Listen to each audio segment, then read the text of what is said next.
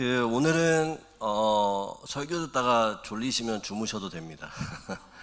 설교 내용에 그런 내용이 있기 때문에 들으시다가 나는 낮에 너무 고생했다 이렇게 주무셔도 제가 잘 모릅니다. 안경을 바꿔서 가지고 누가 누군지 지금 하나도 모르기 때문에 올라오기 전까지는 누가 왔나 이렇게 살펴보네. 다른 안경 쓰고요. 올라오면 이게 죄송한데 우리 성도님들한테 죄송한데 노안이 와가지고 다 초점을 맞춰도 이게 안 되더라고요. 그래서 그냥 보호안경 쓰고 보기 때문에 누가 누군지 잘 모릅니다. 그러니까 주무셔도 되고 괜히 이제 나가시다가 저한테 미안해가지고 목사님 오늘 졸아서 죄송합니다 이런 말만 하지 않으셔도 됩니다. 제가 졸았는지 안 졸았는지 모릅니다. 우리가 세상 속에서 치열하게 살죠. 이렇게 성실하게 일하게 삽니다. 하나님은 이거를 원하세요. 그런데 동시에 우리에게 원하시는 게 뭐냐면 온전하게 쉬라고, 그러니까 잘 쉬어라 라고 강력하게 명령을 하세요. 그러니까 성경에 보면 하나님이 쉼을 얻는 거, 쉼을 잘 쉬는 거를 되게 귀하고 존귀하게 생각을 하십니다. 그 증거가 어디 있을까요? 십계명을 보면 네 번째 계명 아세요? 제4계명에 보면 안식일을 기억하여 거룩하게 지키라 라고 얘기하죠. 그러니까 안식일에 잘 쉬어라 라고 말하는데 신기한 게, 흥미로운 게 뭐냐면 십계명이 10개죠. 다 아시죠? 근데 그 앞에 거룩이라는 단어는 이 4계명밖에 안 나와요. 흥미로운 거는 사인하지 마라, 가늠하지 마라, 도둑질하지 마라 라는 앞에 거룩이라는 단어가 없죠. 근데 이 4계명, 네 번째 계명만 안식일을 기억하여 거룩하게 지키라, 안식일에 잘 쉬어라 라고 말씀하시죠. 그러면 왜 이 거룩이라는 단어가 붙을까요? 이 쉬는 것과 이 거룩은 도대체 어떤 관계가 있을까요? 그러니까 흔히들 이렇게 생각하세요. 안식일에 우리가 예배 드리는 날이니까 거룩하다라고 생각을 하시는데, 사실 이제 십계명 본문 자체에는 안식일에 예배를 드리라는 구체적인 언급이 없어요. 그리고 이 예배를 드리는 형식은 후대에 이제 회중 문화, 회중이 모여서 어떤 예배를 드리는 형식으로 바뀌었기 때문에 이 본문 자체, 또 이 말씀을 주실 때에는 그 예배 때문에 거룩하다라고 말씀하시진 않아요. 그러니까 안식일은 쉬는 날인데 그건 도대체 이 거룩과 쉬는 것과 어떤 관계가 있는가, 그거를 이제 하나씩 오늘 본문을 통해서 풀어가면서 우리가 쉬는 이 주일이, 안식일이 왜 하나님 앞에 거룩한 날인가, 그리고 우리가 예배에 무엇을 해야 하는가, 이거를 좀 같이 살펴보았으면 좋겠습니다. 오늘 말씀에도 이렇게 쉬라고 얘기를 하죠. 그런데 왜 쉬라고 말씀을 하시냐면 마태복음 11장 28절에 보면, 우리 같이 한번 읽어보겠습니다. 11장 28절 한번 읽어보겠습니다. 시작.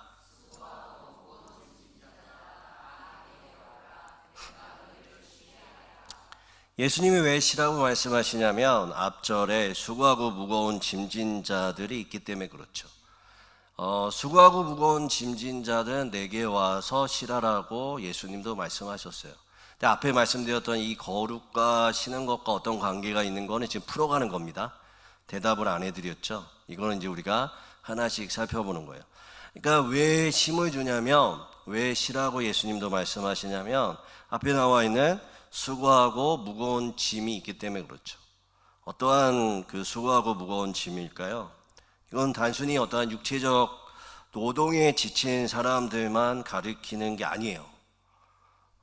그런 수고를 말하는 게 아닙니다. 이 수고를 좀 알려면 마태복음 23장 4절의 말씀에 보면 아는데, 마태복음 23장 4절에 이런 얘기가 나옵니다. 서기관과 바리새인들이 사람들에게 어깨에 무거운 짐을 지운다라고 예수님이 책망하시죠. 그러니까 달리 말하면 종교적인 부담이에요. 그리고 내적 압박에 눌린 사람들이죠. 그러니까 종교적인 생활을 하려고 해도 할 수 없는, 그리고 그렇게 살려고 노력해도 되지 않는 그런 이야기입니다. 그러니까 율법적인 부담, 자기 의를 세우려는 수고, 하나님 앞에 스스로 괜찮다라는 사람임을 증명하려고 하는 사람들이죠.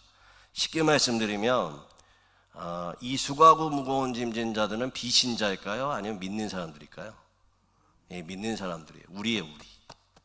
비신자들에게 말씀하기보다는 1차적으로 우리에게 얘기합니다.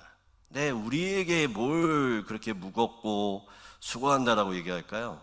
신앙생활을 하는데 자꾸 이거를 나의 힘으로 하려고 하고, 나의 힘으로 증명하려고 하고, 내가 무엇인가 자꾸 하려고 하는 것 때문에 수고하고 짐진 자죠. 예배를 드리지만 힘이 없고 무겁고, 믿음은 말하지만 평안이 없고, 하나님을 의지한다고 하면서도 실제적으로 자신의 노력으로 자신을 증명하려고 하는 사람들입니다.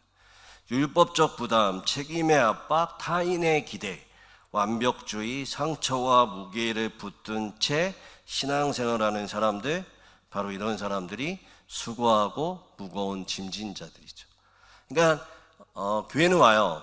예배는 드리고 봉사를 하는데 진짜 예수 믿는 게 뭔지 모르는, 그래서 자꾸 종교적인 행위는 하는데 예수님이 말한 것, 그리고 예수님이 말씀하신 그 길, 예수의 은혜, 예수가 함께하는 게 뭔지를 잘 모르는 거죠. 그게 바로 오늘 본문에 말하면 수고하고 무거운 짐진 자들아 라고 얘기합니다. 예수님 우리에게 자꾸 오라고 그래요. 힘들지, 어렵지, 해보려고 하니까 안 되지 라고 부르세요. 여러분 뭐라고 응답하시겠어요? 저요? 저요? 저 맞아요? 이렇게 대답하시겠어요? 누가 부르면 저요? 그리고 뒤에 누가 있나 이렇게 쳐다보는 것처럼 그러시겠어요? 나 안 힘든데 이렇게 말씀하시겠어요? 나 괜찮은데 라고 말씀하시겠어요? 그러면 그 응답에 더 고생해야죠. 응답 받으려면. 그러나 예, 맞습니다 주님, 제가 바로 그 사람입니다. 아무리 해봐도 감당할 수 없고, 아무리 해보려고 해도 어떻게 하는지 모르겠고, 자꾸 나는 뭔가 한다고 하는데 바른 길로 가는 것 같지 않습니다 라고 그 응답에 예, 그 사람이 접니다 라고 우리가 응답할 때에 주님 안에서 쉼을 얻을 수 있습니다. 할렐루야. 우리는 신앙생활을 하면서 정말 자유하세요? 정말 행복하세요? 정말 기쁘세요? 그렇다면 괜찮아요. 그렇다면 진정한 쉼이 무엇인지 아는 분입니다. 그러나 우리는 진정한 쉼이 뭔지 몰라요. 예수를 따라가는 것, 예수와 함께 할 때 그 맛, 예수님의 기름 부으심과 은혜가 있을 때 그게 뭔지 그냥 어렴풋하게 알고 뭐를 하냐면 종교 생활을 하죠. 종교 생활을 할 때가 참 많이 있습니다. 그럴 때 예수님 뭐라고 얘기하세요? 야, 이리 와 라고 얘기하죠. 와, 힘들지, 어렵지, 모든 게 다 힘들지, 직분 감당하는 것도 힘들지, 뭐 하는 것 힘들지, 그래 부르세요. 그리고 뭐라고 말씀하시냐면 이렇게 말씀하시죠. 29절 말씀 한번 읽어보겠습니다. 29절 30절 말씀 읽어보겠습니다. 29절 30절 읽어보겠습니다. 시작.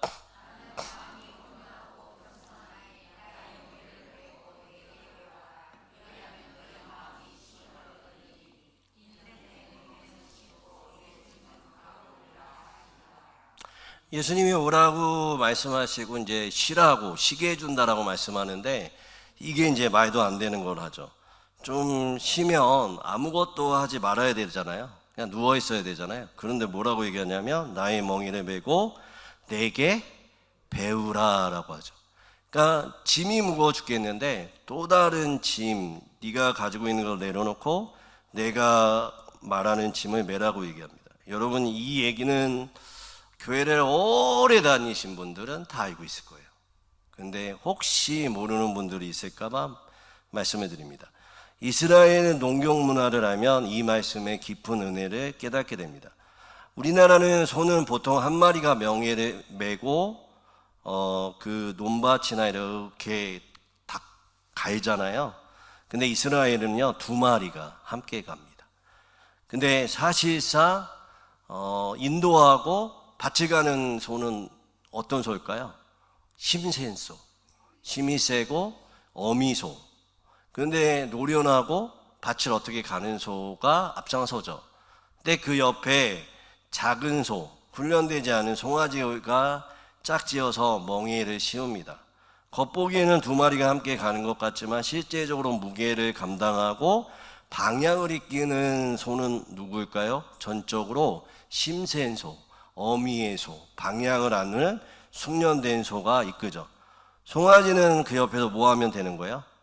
걸음을 맞추어서 가는 것만 하는 겁니다. 그러니까 성경이 말하는 진정한 쉼이란 아무것도 하지 않는 상태가 아니라 우리가 하려고 했던 마음들이나 상태를 내려놓고 우리가 생각했던 주도권과 결과와 통제를 다 누구에게 맡기는 걸까요? 어미소에게 맡기는 거죠. 그리고 나는 어떻게 해요? 그냥 끌려가기만 하면 되는 거예요. 그러니까 나의 방식을 내려놓고 어미소의 방식에 끌려가는 삶의 패러다임, 이것이 곧 성경이 말하는 쉼이라고 얘기하죠. 주일날 배웠던 이 관점에서 얘기하면 우리가 즐거운 교환을 배웠잖아요. 십자가 앞에서 우리의 저주를 십자가에 드리고 십자가는 뭘 준다고요? 생명을 우리에게 주고 우리가 우리의 계획과 우리가 안 되었던 것을 십자가 앞에 내려놓으면 십자가는 우리의 삶 가운데 인도하고 그래서 사실은 이 즐거운 교환 십자가가 우리에게 준 이 즐거운 교환이 성경에서 말하는 쉼이라는 것입니다. 할렐루야. 그런데 중요한 건 뭐냐면 결과적으로 성경이 말하는 쉼, 성경이 말하는 휴식은 결과적으로 내가 아무것도 안 하고 내 짐을 그분에게 그냥 그분이 가볍게 해주는 게 아니에요. 내 거를 드리고 그분이 나에게 주시는 멍에를 매는 것이죠. 이게 휴식이에요. 근데 놀라운 게 뭐냐면요. 여기서 한 걸음 더 나갈까요? 하나님은 이거를 평가하실 때, 우리를 평가하실 때 이렇게 했느냐 안 했느냐를 보면서 평가하세요. 그러니까 결과적으로 우리가 우리의 멍에를 어미소에게 맡기는 것처럼 예수님 앞에 맡기고 예수님 안에 거해서 예수님이 주도하시는 삶으로 이끌림 바 되면서 살아가는 그것을 예수님은 또 삼위일체 하나님은 최고로 여기세요. 그게 어디 있을까요? 열왕기상하, 역대상하죠. 여러분, 이 쉼의 원리는 하나님이 우리를 평가하시는 기준과 정확하게 맞닿아 있습니다. 구약 성경의 열왕기나 역대기를 한번 보시면 수많은 왕들이 있죠. 이스라엘 왕들과 유대 왕들이 있어요. 근데 여러분 이 왕들을 평가할 때 사실상 여러분 우리가 대통령을 평가하든지 아니면 역사 속의 왕들을 평가하든지 인물을 평가하든지 다 어떠한 기준에서 평가하죠? 경제를 얼마나 부강하게 했느냐, 영토를 얼마나 넓혔는가, 그리고 정치적으로 얼마나 안정되게 했느냐로 그 기준을 삼죠. 근데 만약에 인간적인 기준으로 여러분 이스라엘 역사를 이렇게 연구하다 보면 딱 이 기준에 들어맞는 왕이 딱 2명 있어요. 누군지 아세요? 북이스라엘의 아합 왕이고요. 그 다음에 예수님 당시에 우리가 마태복음에서 1장, 2장에서 배웠던 헤롯 왕이에요. 이 2 왕은 아까 말씀드렸던 세상적 기준에 딱 들어맞아요. 엄청난 건축을 했고요. 영토 확장을 이루었고요. 대단한 정치적으로 국민들에게 안정을 주었던 왕들입니다. 성공적 리더십이죠. 근데 재밌는 건 뭔지 아세요? 성경은 이 왕들을 악하다라고 얘기해요. 악한 왕들의 대명사로 이 2 왕을 뽑습니다. 성경이 말하는 평가는 기준은 딱 하나예요.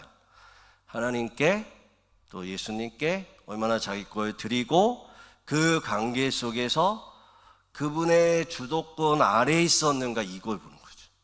할렐루야. 이게 하나님은 쉼이라고 말씀하시고 이 심에 거해 있는 자들을 하나님은 성공했다라고 말씀하고 계시는 거죠. 이를 얼마나 탁월하겠는가, 얼마나 가치 있겠는가가 아니라 성경은 근본적으로 누구와 연결되어 있는가를 중요하게 여긴다라고요. 이게 우리의 힘이 되어야 하고 우리의 평가가 되어야 되고 우리의 목적이 되어야 할 줄 믿습니다. 여러분, 우리의 삶에는 문제가 많아요. 가정의 문제, 사역의 무거운 짐, 삶의 문제의 짐, 가정의 문제의 짐들이 많이 있죠. 그래서 열심히 기도합니다. 문제를 해결해 달라고 부르짖죠. 그런데 정작 기도가 마치고 나면 여전히 그 문제의 멍에를 누가 움켜쥐고 있을까요? 내가 잡고 있는 거예요. 내가 잡고 있는 거예요.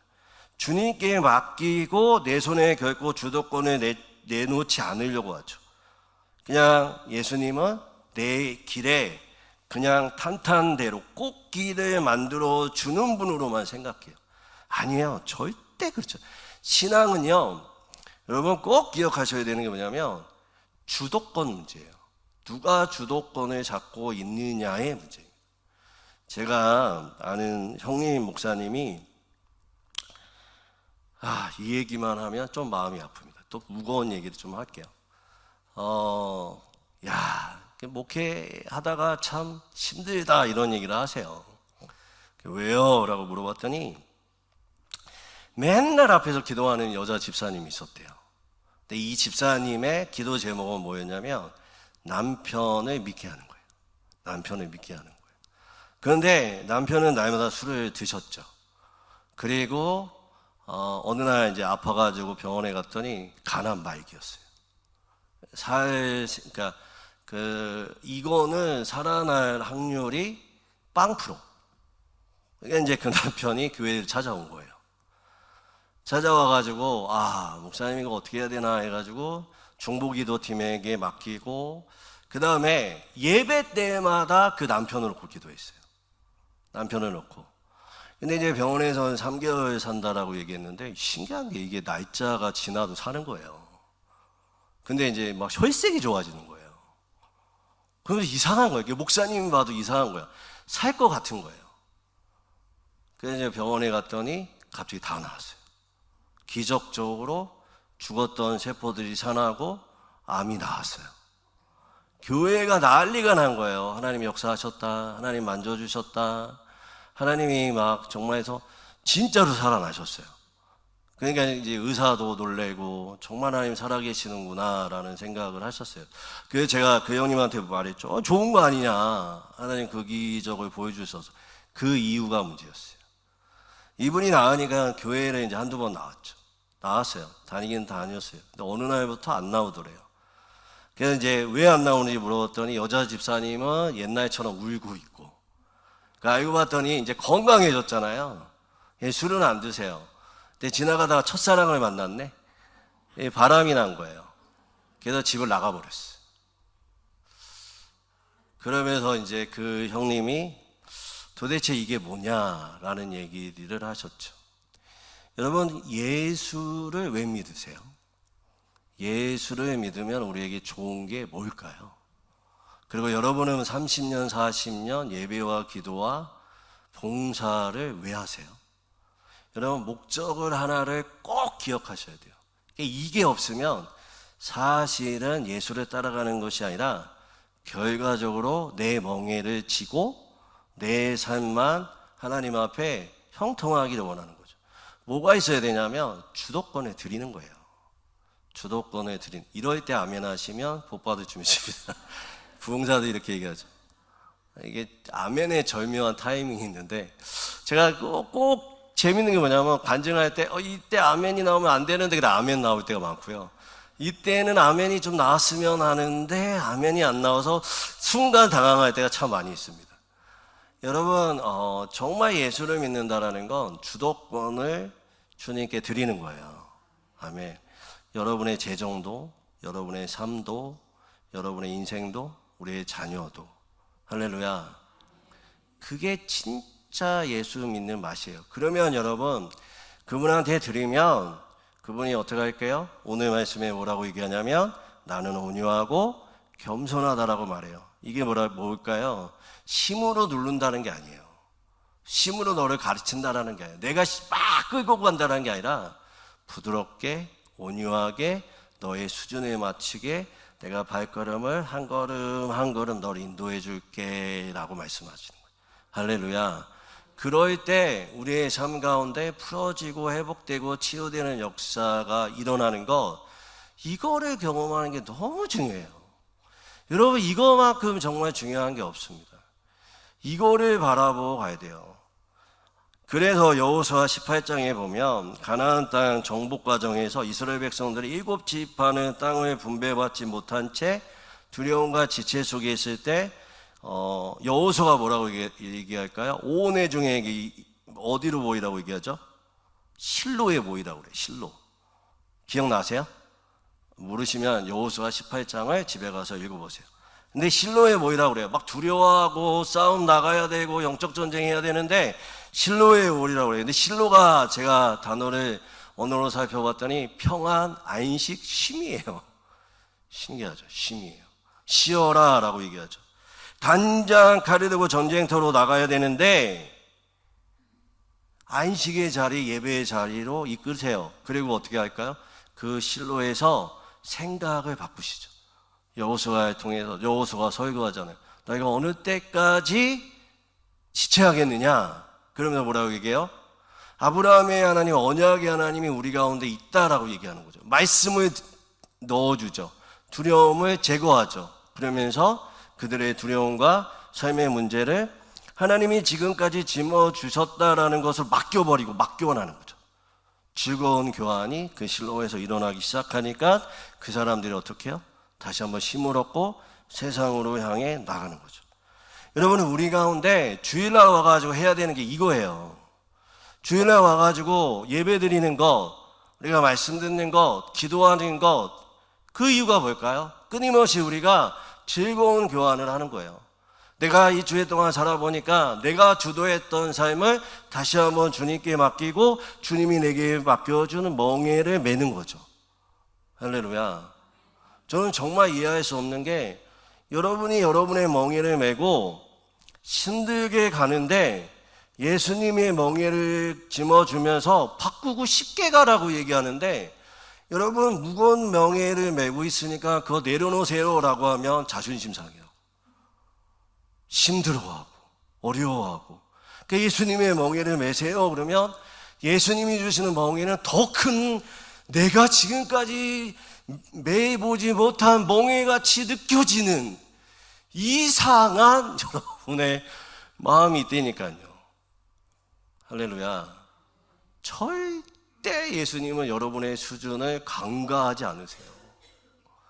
여러분을 너무 잘 알아요. 나는 마음이 온유하고 겸손하니. 그게 뭘까요? 내가 너를 너무 잘 안다는 뜻이잖아요. 안 갈 거라는 거 알아요. 다 나를 잘 알아요. 그러니까 하나님이 꼬시는 거죠. 그리고 한 걸음 한 걸음 앞으로 가게 하시는 거예요. 할렐루야. 한 가지만 이야기하고 마치겠습니다. 제가 대형교회에서 나와가지고 주님이 가라는 대로 가는 게 여러분하고 똑같이 죽는 길인 줄 알았어요. 저는 진짜 그런 줄 알았어요. 대형교회 딱 나오니까 미치겠더라고요. 그러니까 사실은 그 교회 나오기 전에 2년 전부터 하나님 말씀하셨어요. 나가라, 나가라, 나가라. 그런데 어느 날 아내가 갑상선암에 걸린 거예요. 근데 제가 알았어요. 기도하다 이거 나 때문이다. 하나님이 순종하지 않으니까 아내한테 그런 병이 생기는구나. 야, 나갈게요. 그러고 나가는데, 야, 이거 미치겠더라고요. 왜냐하면 이제 돈 걱정, 앞으로 어떻게 살아가야 될지. 그러니까 분명히 제가 생각하는 멍에를 벗은 거예요. 그리고 예수님이 저에게 쥐어주신 멍에를 짊어졌죠. 그리고 이제 선교하러 하와이를 갔습니다. 훈련을 받는데 좋았어요. 와, 하와이 좋대요. 한번 가세요. 우리 다 같이 한번 갈까요? 거기 막 선교 이렇게 훈련하는 데 있거든요. 싸요. 가는데 비행기표만 되시면 숙소는 되게 쌉니다. 밥도 줘요. 네, 너무 좋습니다. 막 바다도 있고 왜 하와이 하는구나라는 걸 알았죠. 그런데 저는 안 좋았어요. 왜냐하면 그 다음에 선교를 가야 되는데 선교를 어디로 가는지 아세요? 아프리카. 그래서 제가 그랬어요. 이럴 줄 알았어. 하나님이 이럴 줄 알았어. 하여튼 하나님한테 헌신하면 하여튼 아프리카일 줄 알았어. 막 그리고 혼자 아프리카 가기 전 한 달 동안 잠을 못 잤어요. 말라리아 찬 거라고요. 더 웃긴 게 뭐냐면 그 전에에 말라리아로 거기 죽은 청년이 거기 묻혀 있었어요. 근데 가지 말라고 했는데 얘가 문제였어요. 선교본부에서 가지 말라고 했는데 얘가 갔다가 걸린 거죠. 근데 이제 그걸 보니까 두렵죠. 하나님 이럴 줄 알았다고. 내가 이럴 줄 알았다고 하나님한테 맡기면 나한테 무거운 짐 줄 줄 알았다고. 근데 신기한 게 뭔지 아세요? 제가 선교훈련을 가는 비용, 거기서 훈련 받는 모든 과정, 그리고 선교, 이 모든 거를 제가 그때마다 하나님 앞에 불평하고 불만에 통하고 하나님 이럴 줄 알았어요. 당신은 무슨 가벼운 멍에요.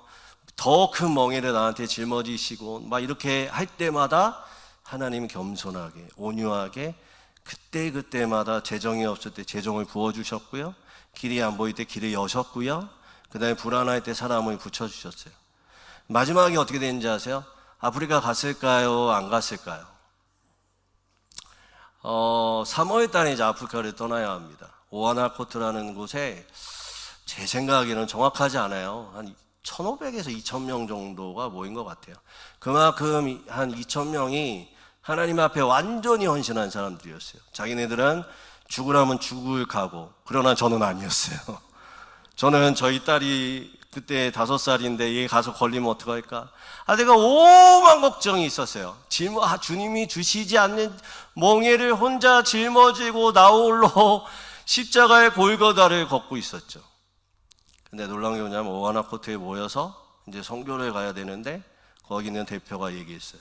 코로나가 너무 창궐해서 우리가 모든 선교가 다 끊어졌다. 그래서 이제 집으로 돌아가야 한다.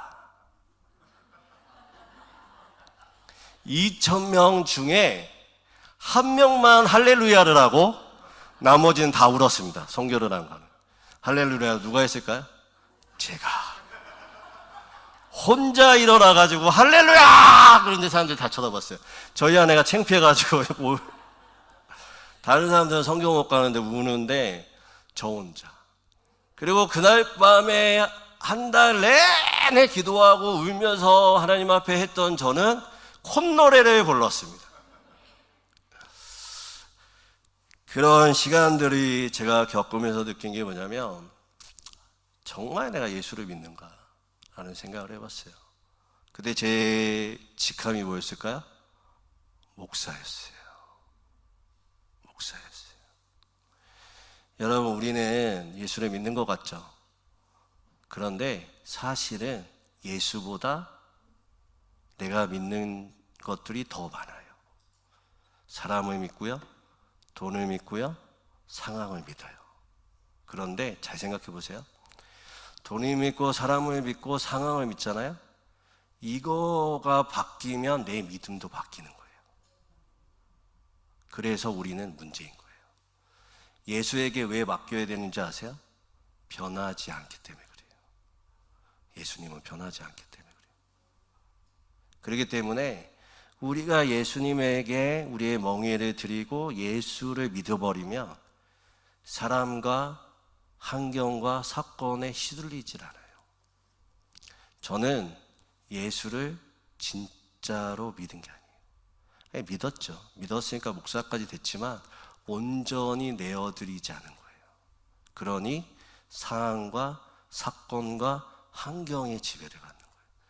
제가 그 사건 이후로 하나님 앞에 이렇게 얘기했어요. 주님, 보내시는 대로 가고 더 이상 사건과 상황에 시들리지 않겠습니다. 특별히 사람한테 시들리지 않습니다.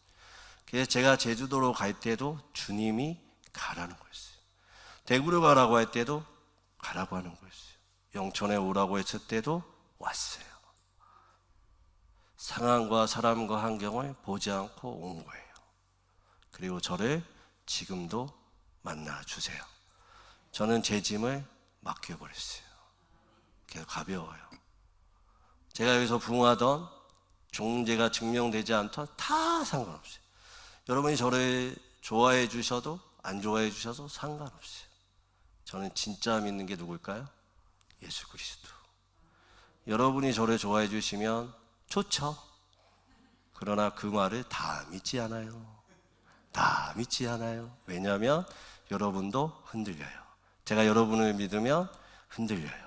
여러분의 말에 제 마음에 담겨 있으면 흔들려요. 여러분은 사랑해줘야 되는 대상이지 믿을 존재가 아니에요. 사건과 환경도 마찬가지예요.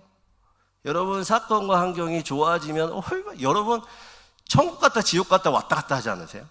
야, 이것만 하나님, 이것만 풀어주시면 천국 갔다가 또 다른 문제들이 산재되죠. 아, 얼마나 많이 속으세요. 그런 거 다 믿어봤자 돈도 마찬가지예요. 10억, 20억, 30억 모았다가 한순간에 날아가는 분들 정말 한 트럭으로 만났어요.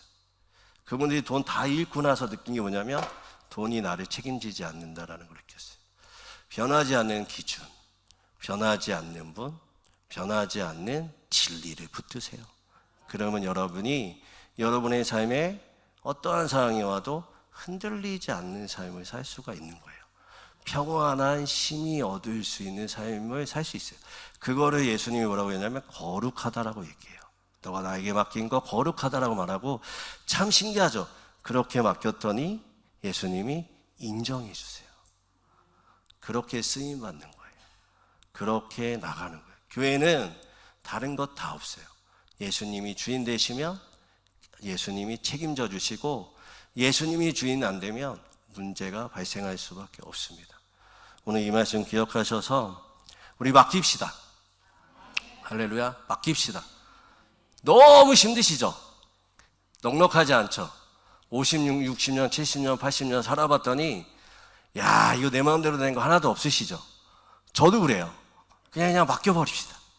예수님한테 맡기고, 우리 교회도 맡기고, 우리 교회 부흥도 맡기고, 우리의 모든 거 다 맡기고, 그 다음에 온전히 우리의 삶도 맡기고, 그리고 주님 말씀하시면 나는 따라가겠습니다 라고 주시는 만큼 우리가 따라가다 보면 우리의 삶 가운데 풀리겠죠. 보겠죠. 간증이 넘치겠죠. 이 삶이 여러분 삶 되셔서 진짜 살아계시고 진짜 역사하시는 그분을 경험하시는 여러분 되시기를 주님의 이름으로 축원드립니다. 우리 옆 사람한테 고백합시다. 우리 예수님께 맡기고 즐거운 삶 삽시다. 고백하겠습니다. 시작. 우리 예수님께 맡기고 즐거운 삶 삽시다.